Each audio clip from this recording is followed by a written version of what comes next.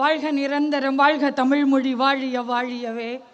வானம் அளந்ததனைத்தும் அளந்திடும் வன்மொழி வாழியவே. ஏழ்கடல் வைப்பினும் தன்மனம் வீசி இசை கொண்டு வாழியவே. எங்கள் தமிழ்மொழி எங்கள் தமிழ்மொழி என்றென்றும் வாழியவே.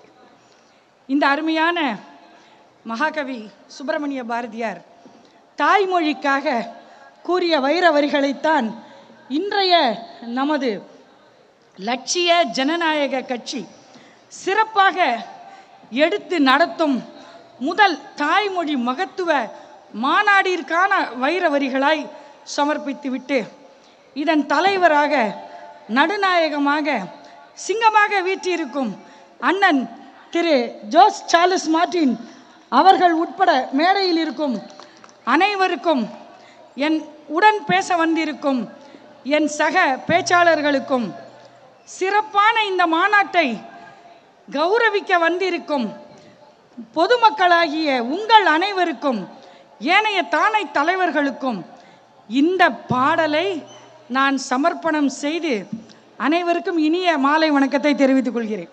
பாரதியை சொல்லி ஆகிவிட்டது, பாரதிதாசனை சொல்ல வேண்டாமா?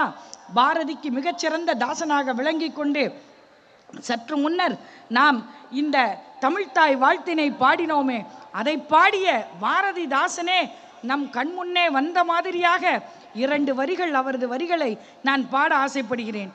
எங்கள் வாழ்வும் எங்கள் வளமும் மங்காத தமிழென்று சங்கே முழங்கு.